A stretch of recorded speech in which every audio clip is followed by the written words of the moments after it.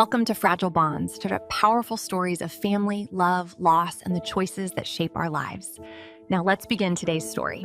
In a suburban house where soft spring sunlight streamed through the windows, Allison Williams was rushing through her morning routine. Allison worked as a project manager at an IT company and had meetings scheduled early that morning. As she brewed coffee in the kitchen, she glanced at the clock. It was already 7:30. "Hannah, are you up? You're going to be late for school." When Allison called out, she heard little footsteps from upstairs. Her 8-year-old daughter Hannah was coming down the stairs. Hannah was a girl with a bright smile and big, striking eyes. She had many friends and always talked cheerfully about school. "Good morning, Mom." Hannah sat down at the dining table in her uniform with her backpack on. As Allison prepared breakfast for her daughter, she mentally organized the day's schedule. 2 important meetings in the morning, a client meeting in the afternoon, and then a major project progress report in the evening. She'd be home late again. "Hannah, I'm sorry. I'm going to be late again today," Allison said apologetically to her daughter. Lately, she felt like she'd been repeating these words over and over. But the large project she'd been entrusted with at the company was important. This was the crucial moment. "It's okay, Mom," Hannah answered with a smile. It was a steady response.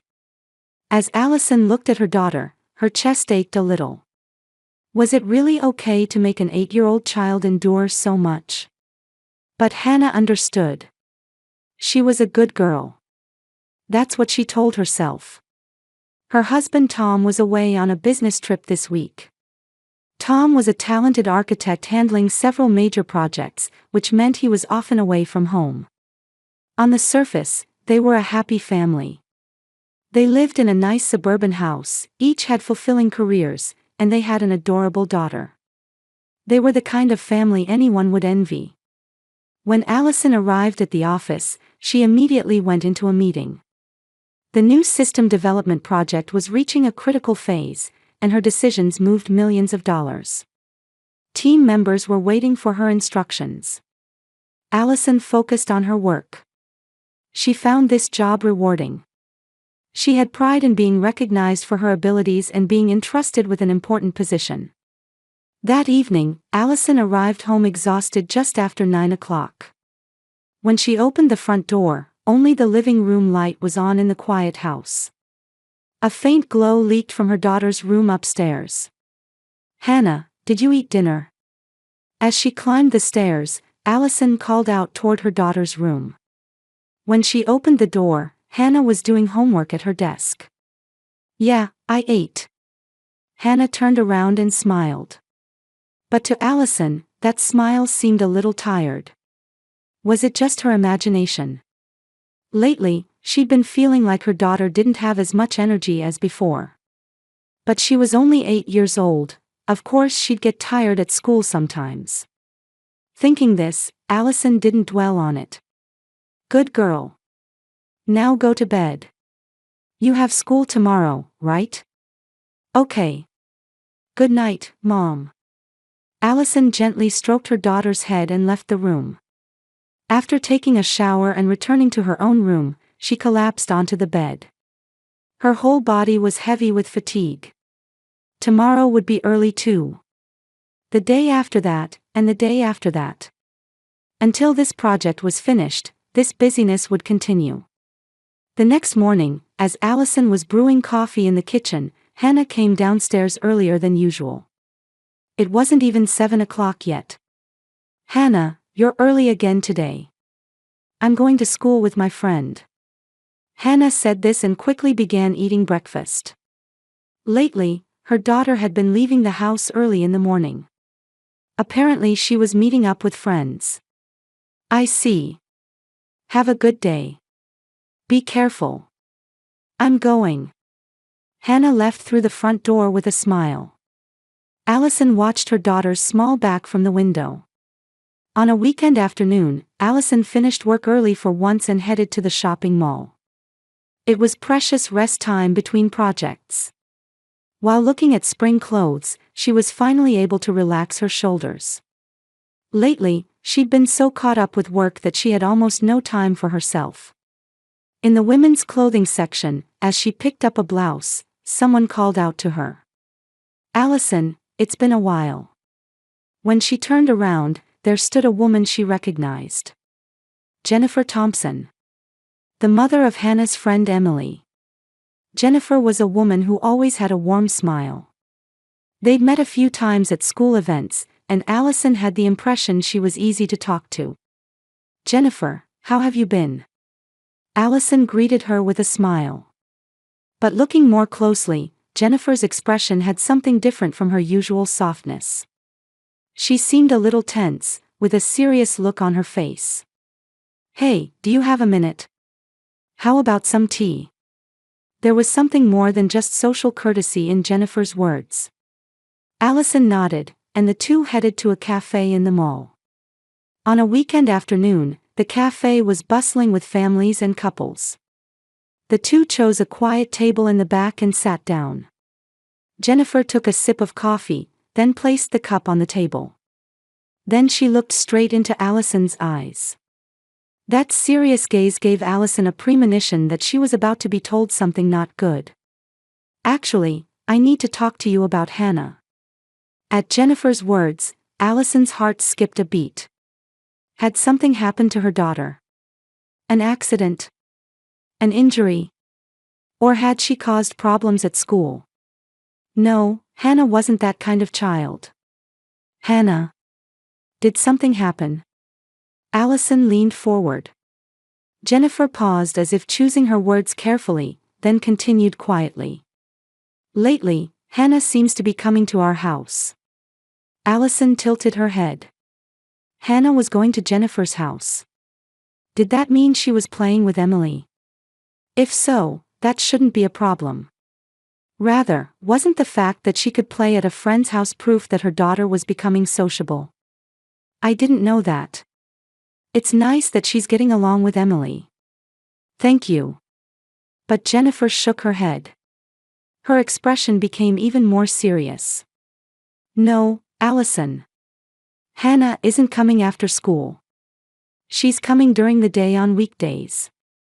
For a moment, Allison couldn't understand the meaning of the words. During the day on weekdays. That meant during school hours, didn't it? What? But she should be at school.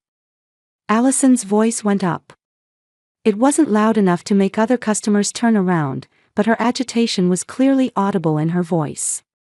Jennifer nodded quietly. "That's right.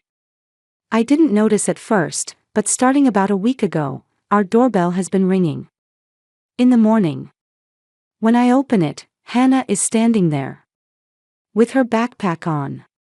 Allison was confused. Her 8-year-old daughter wasn't going to school but was visiting a friend's house. Could such a thing be possible? Hannah left the house every morning with a smile, saying she was going to school. But Hannah should be going to school properly every morning. She said she was meeting up with friends. That's what I thought at first too. So I thought she was stopping by on her way to school and told her to go to school right away. But she came the next day. And the day after that. At Jennifer's words, Allison felt like she couldn't breathe. Her own daughter was skipping school every day. No, there was more to it than that. There must be some more serious reason. For an 8-year-old child to make the choice not to go to school alone. "So, what did you do? Did Hannah say anything?" "Well," Jennifer lowered her voice. "I can't tell you the details, but something's off about her." Allison's hands trembled. Something's off. The weight of those words pierced her chest. What was happening to her own daughter? Why hadn't she noticed? They saw each other every day, yet Allison hadn't noticed anything wrong with her daughter at all. "What do you mean? Is Hannah okay? Is she hurt?" "She's not hurt." But, Jennifer took a breath. "Allison, tomorrow during the day, why don't we stake out your house together?" "Stake out?" That word rang strangely clear through the cafe's bustle. Stake out her own 8-year-old daughter. She'd never even thought of such a thing. Allison was confused. She still didn't understand what was happening. Stake out my own daughter. For Hannah's sake. Please. Jennifer's eyes showed seriousness and at the same time deep sympathy. This woman knew something. She knew what was happening to her daughter. But why wouldn't she tell her directly? Various questions swirled in Allison's mind. Leaving the cafe and walking to the parking lot, Allison kept thinking. Work crossed her mind. Tomorrow she had an important client meeting. But this was about her daughter. There were things more important than work. That's what she told herself. Okay. Allison turned around and answered Jennifer. I'll take off work tomorrow. Thank you, Allison. Tomorrow morning at 9 at your house. The two parted. Even after getting in her car, Allison couldn't move for a while. Her hands gripping the steering wheel were shaking. What had happened to 8-year-old Hannah? Had something happened at school? Had she fought with friends? Or was it a more serious problem? That night, Allison sent an email to her boss. She wrote that she needed to take the next day off for a family matter. It was a crucial phase of the project, but that wasn't important now. This was about her daughter. Her 8-year-old daughter was running away from something every day. That fact squeezed Allison's heart. Even after getting into bed, Allison couldn't sleep. She thought about Hannah sleeping in the next room. What kind of suffering lay behind that smile? Hadn't those words, "It's okay, Mom," actually been a cry for help? The next morning, Allison woke Hannah as usual. She prepared breakfast as usual. Pretending to know nothing, she sent her daughter off with a smile. Have a good day, Hannah. Be careful. I'm going. Hannah went out the front door with her backpack on her small back. Allison watched her figure from the window. How much of a burden was on those small shoulders? She felt like crying. But now she had to endure. To know the truth. Looking at the clock, it was 8 in the morning. One more hour until Jennifer came.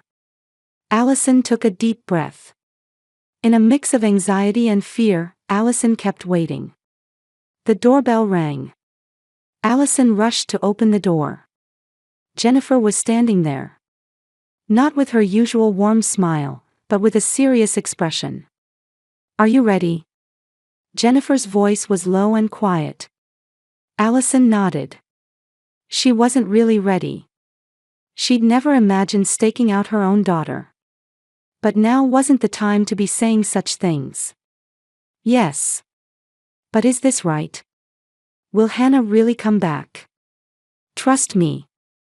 This is for Hannah. The two went through the living room and headed to the bedroom. Allison opened the closet door. It was a wide walk-in closet with the couple's clothes hanging on hangers inside. The two went to the back of it and left the door slightly open. Through the gap, they could see the bedroom and the hallway beyond. And they should be able to hear sounds coming down the stairs. Inside the closet was dark and cramped. There was enough space for the two women, but it was uncomfortable for staying long. Allison leaned against the wall and held her breath. She could hear Jennifer's breathing next to her. Looking at the clock, it was 9 in the morning. Silence enveloped the house.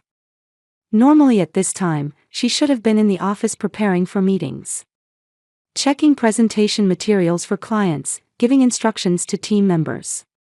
Yet now, Allison was in her home closet, staking out her 8-year-old daughter. This situation was so surreal that Allison felt like she was dreaming.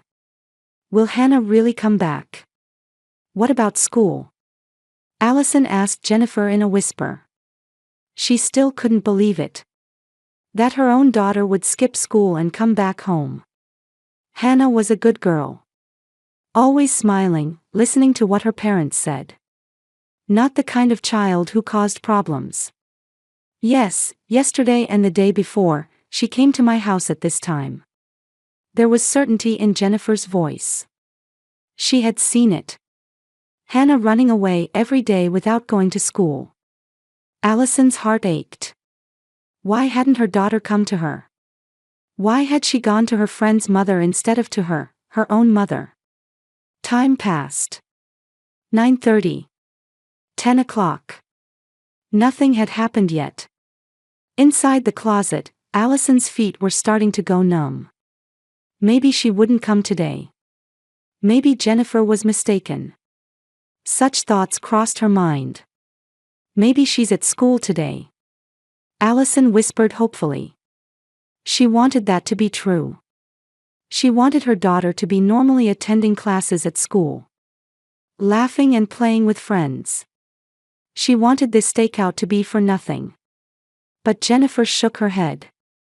Her expression showed sadness. Wait. Just a little longer. Around 10:30, Allison's body had stiffened. From staying in the same position for so long, her back was starting to hurt. But more than that, her heart hurt. What was happening to her daughter? She was afraid to know the answer. And then, a little after 11 in the morning, the sound of the front door opening. Allison gasped. Her heart began to beat wildly. Jennifer lightly gripped Allison's arm, as if signaling, quietly. Little footsteps could be heard. The sound from the entrance toward the living room. Allison peeked through the gap in the closet. She could see the end of the hallway, the bottom of the stairs. There, a small figure appeared. It was Hannah. Her 8-year-old daughter had entered the house alone, still wearing her backpack. During school hours. Wearing her uniform, carrying her backpack. But not at school, at home. Allison almost cried out. But Jennifer squeezed her hand to stop her. Not yet, she said in a whisper. Hannah slowly walked into the living room. Her back looked much smaller and more fragile than when she'd been seen off that morning. The heavy backpack dug into the 8-year-old's small body. Seeing that figure, Allison's chest tightened. Hannah, entering the living room, placed her backpack next to the sofa. Then she sat down on the sofa. The movement looked very tired. It was as if the fatigue of an adult finishing a long day was seeping out of the 8-year-old daughter's small body. And then, Hannah covered her face with both hands. In that moment, Allison understood what her daughter was about to do. Hannah's small shoulders began to shake. Stifling her voice, her daughter was crying. An 8-year-old child, alone, thinking no one could see her, crying quietly. That sight was so painful to watch. Allison wanted to rush out. She wanted to go to her daughter right now and hold her. She wanted to ask why she was crying. She wanted her to tell her everything that had happened. But Jennifer's hand was stopping Allison. Not yet. Jennifer's small voice echoed in the closet. Allison held back her tears. Her own daughter was suffering, and she could do nothing. Just hiding and watching. This helplessness tore at Allison's heart. Hannah continued crying for several minutes. Without making a sound, just shaking her shoulders. So that no one would hear, so that no one would see, crying alone. Could there be a reason in this world why an 8-year-old child should have to cry in such loneliness? Eventually, Hannah stopped crying.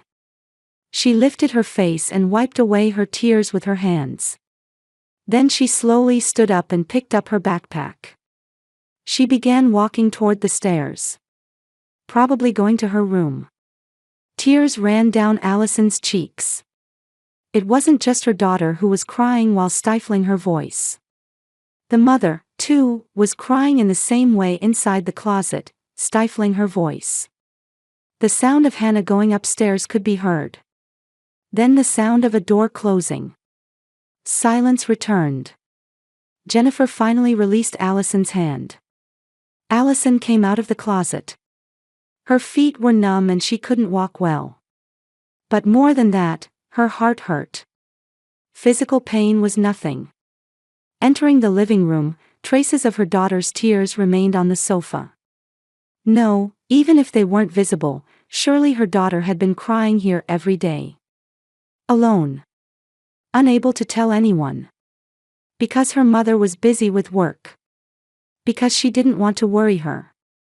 My 8-year-old daughter has been suffering like this. Allison felt like her knees would give out. Jennifer supported her. The two stood there without saying anything for a while. From upstairs, faint sounds could be heard. Hannah was probably doing something in her room. Allison made a decision. She would go to her daughter right now and hear everything. It was no longer time to hide. As a mother, she had to protect her daughter. Whatever truth awaited, she had to accept it. Allison began climbing the stairs. Step by step, her feet felt heavy. Her heart was beating hard. Standing in front of her daughter's room door, she couldn't move for a while. Beyond this door was the truth. The suffering her daughter was carrying was there. She knocked. Quietly, but firmly. Hannah. Allison's voice was shaking. From inside the room came a flustered presence. A sound like hiding something. Then little footsteps approaching the door. The door opened. Hannah stood there. Her eyes were red and swollen. It was obvious at a glance that she'd just been crying. Her daughter's face paled when she saw her mother. "Mom. Why?" Hannah's voice was small and trembling. Like a child caught doing something wrong, she had a frightened expression. Allison knelt down in front of her daughter. To meet her eyes. To talk at the same height as her 8-year-old daughter. What about school? At that question, Hannah fell silent. She bit her lip and looked down. She couldn't answer. No, she didn't want to answer. That silence told everything. Allison took her daughter's hand. It was small and cold. "Let's go downstairs. Tell me what's going on." The two went down the stairs.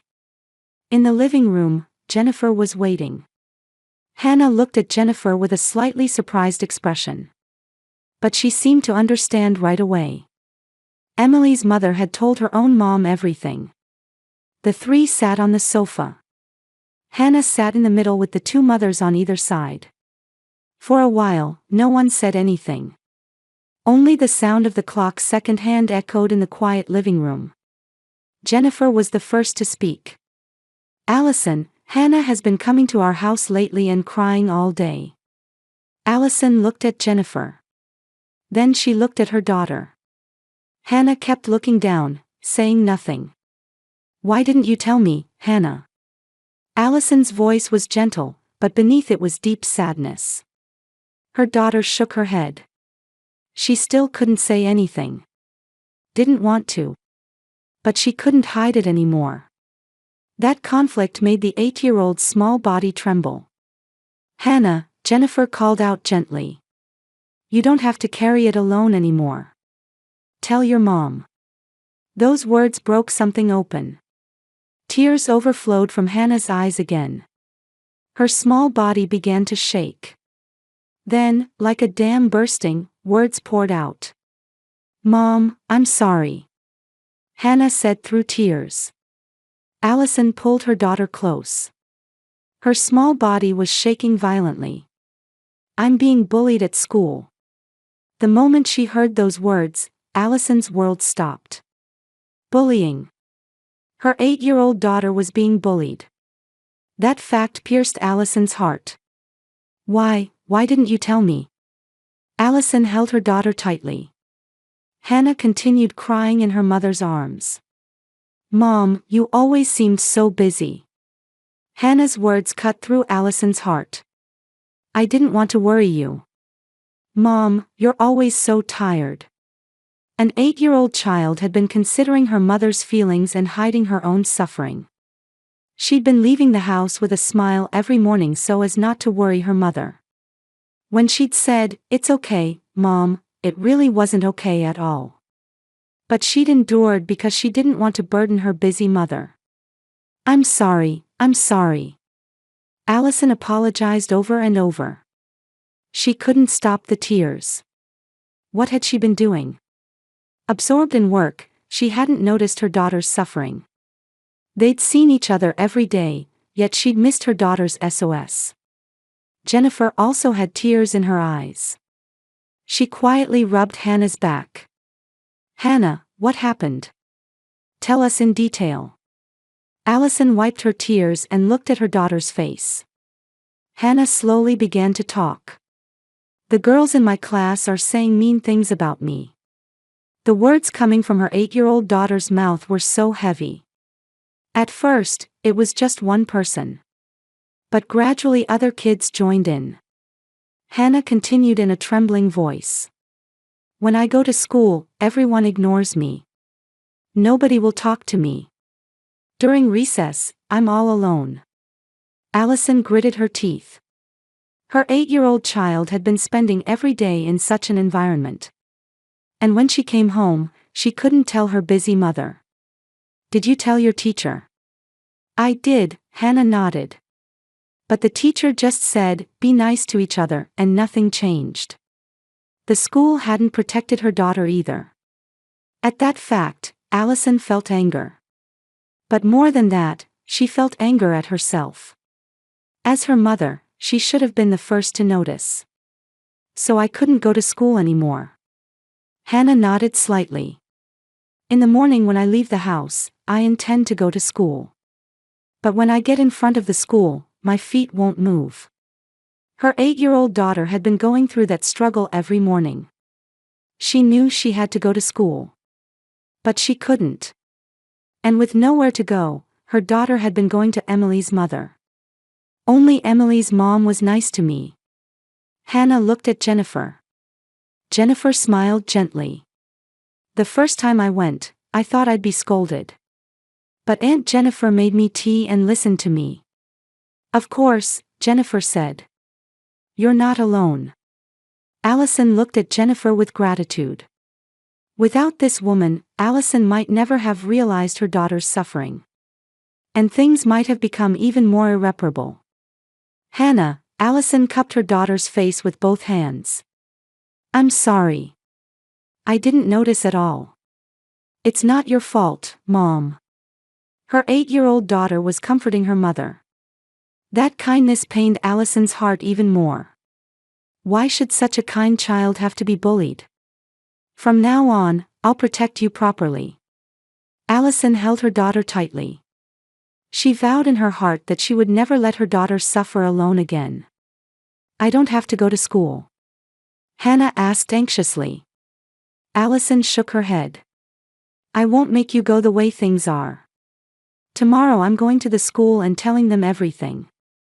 Hannah's expression brightened just a little. For the first time, someone would protect her. That's probably what she felt. The 8-year-old daughter began crying again in her mother's arms. But this time was different. They weren't tears of suffering, but tears of relief. The three stayed like that in the living room for a while. Jennifer quietly watched over the two. As Allison held her daughter, she continued to blame herself. Absorbed in work, she'd lost sight of what was most important. She hadn't been able to notice her daughter's SOS. But it wasn't too late. From now on, she would change everything. To protect her daughter, as a mother, she would do what she truly should do. Hannah's crying gradually quieted. In Allison's arms, her daughter breathed softly as if relieved. She'd finally been able to put down the burden she'd been carrying alone for so long. The next day, Allison went to the school. When she entered the principal's office, the principal and homeroom teacher were waiting. Allison spoke in a calm tone, but with strong will. "My 8-year-old daughter is being bullied. Let me explain the situation in detail." The principal listened with a serious expression. The homeroom teacher had a somewhat perplexed look. Allison told them everything she'd heard from Hannah. The mean words, the ignoring, the isolation. And how nothing had changed even when she'd consulted the teacher. "We'll investigate," the principal said. "We'll speak to those involved immediately." However, the school's response after that was slow. Even after 1 week, 2 weeks, no concrete improvement measures were presented. The female students who had been bullying received suspension, but their parents claimed, "My child didn't do anything wrong, and Hannah is making a big deal out of nothing." Allison felt angry. She couldn't leave her daughter at a school that couldn't protect an 8-year-old child. "I'm transferring her." Allison consulted with Tom and made the decision. Her husband also promised to adjust his work schedule and make time for the family. They looked for a new school and went to interviews. And Hannah's transfer to an elementary school in the neighboring town was decided. 3 months later, on an afternoon with warm spring sunlight, Allison finished work early and went home. She continued her job as project manager, but changed the way she worked. She reduced overtime and prioritized time with her daughter. When she opened the front door, she heard Hannah's bright voice. "Mom, welcome home." Hannah ran over with a smile. That smile was completely different from 3 months ago. It was a real, heartfelt smile. "Today school was fun. I drew pictures with my new friend." Allison held her daughter. She felt like tears would overflow. "That's wonderful. I'm so glad." At the new school, Hannah gradually changed. At first she seemed anxious, but blessed with kind teachers and new friends, her smile came back. She no longer hated going to school in the morning. Every day she began talking happily about school. Her 8-year-old daughter had finally regained the days befitting an 8-year-old. One weekend, Allison met Jennifer at a cafe. Since that day, the bond between the two had deepened. "Jennifer, thank you so much," Allison said with heartfelt gratitude. "If you hadn't told me, I wouldn't have noticed. I'm a mother too." "Of course." Jennifer smiled warmly. "You protected my 8-year-old daughter. Not just Hannah. You saved me too." The two embraced. They had no blood relation. But this woman was family, Allison thought. Real family wasn't just about blood ties. Noticing each other's SOS, reaching out a hand, supporting each other together, that was family. That's what Allison had learned. That night, before getting into bed, Hannah said, "Mom, today the teacher said, if you have any problems, tell me right away." "That's nice. She's a good teacher." "Yeah. But I'm okay now. Because you always listen to me, Mom." Allison stroked her daughter's head. 8-year-old Hannah fell asleep with a relieved expression. Outside the window, the spring night breeze blew gently. Just as the long winter had ended and the warm season had finally arrived, a new spring had come to this family too. As Allison gazed at her daughter's sleeping face, she vowed in her heart. She would never lose sight of what was precious again. Work was important, but there were things more important than that. Protecting her 8-year-old daughter's smile, that was her mission as a mother.